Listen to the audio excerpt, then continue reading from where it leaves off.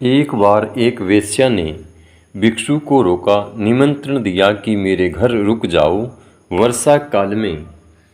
उस भिक्षु ने कहा, रुकने में मुझे जरा अड़चन नहीं है।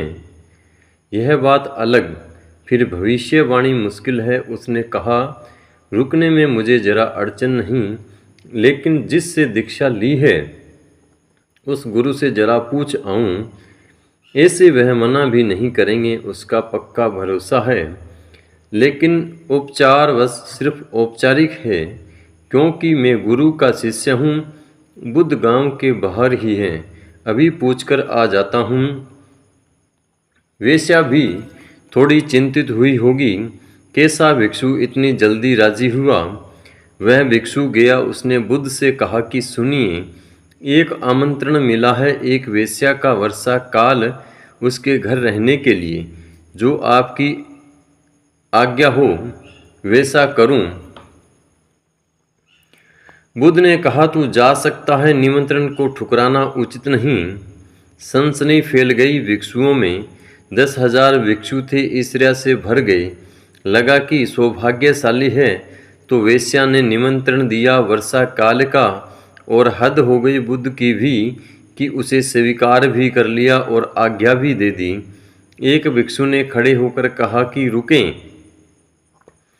इससे गलत नियम प्रचलित हो जाएगा। भिक्षुओं को वेश्याएं निमंत्रित करने लगे और भिक्षु उनके घर रहने लगे। भ्रष्टाचार फैलेगा, यह नहीं होना चाहिए। बुद्ध ने कहा, अगर तुझे निमंत्रण मिले और तू ठहरे तो भ्रष्टाचार फैलेगा। तू ठहरने को कितना आतुर मालूम होता है, कह तो उल्टी बात रहा है। अगर तुझे निमंत्रण मिले और तू पूछने आए, पहली तो बात तू पूछने आएगा नहीं, क्योंकि तू डरेगा।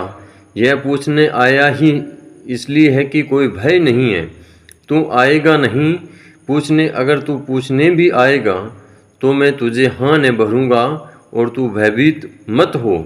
मुझे पता है, यह आदमी अगर वेश्या के घर में ठहरेगा तो 3 महीने में यह वेश्या के पीछे नहीं जाएगा, वेश्या इसके पीछे आएगी। मुझे इस पर भरोसा है, यह बड़ा कीमती है। वह भिक्षु चला भी गया। वह 3 महीने वेश्या के घर रहा। बड़ी बड़ी कहानियाँ चली, बड़ी खबरें आई, अफवाहें आई कि भ्रष्ट हो गया, वह तो बर्बाद हो गया, बैठकर संगीत सुनता है। पता नहीं खाने पीने का भी नियम रखा है कि नहीं।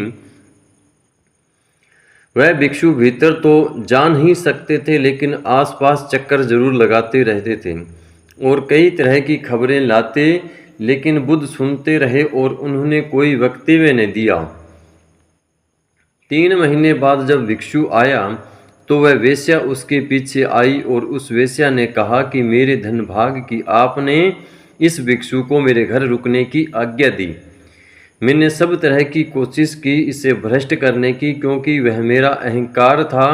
जब वेश्या तुम्हें भ्रष्ट कर पाती है तब जीत जाती है। वह मेरा अहंकार था कि वह भिक्षु भ्रष्ट हो जाए, लेकिन इसके सामने मैं हार गई।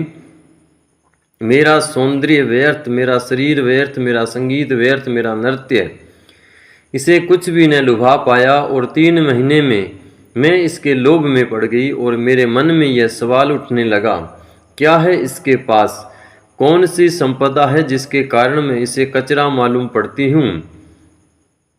अब मैं भी उसी की खोज करना चाहती हूँ। जब तक वह संपदा मुझे न मिल जाए तब तक मैं सब कुछ करने को राजी हूँ, सब छोड़ने को राजी हूँ। अब जीने में कोई अर्थ नहीं जब तक मैं इस अवस्था को न पालूँ जिसमें यह भिक्षु है। अगर ये वीडियो आपको अच्छी लगी हो तो मेरे चैनल को लाइक, शेयर और सब्सक्राइब जरूर करें। धन्यवाद।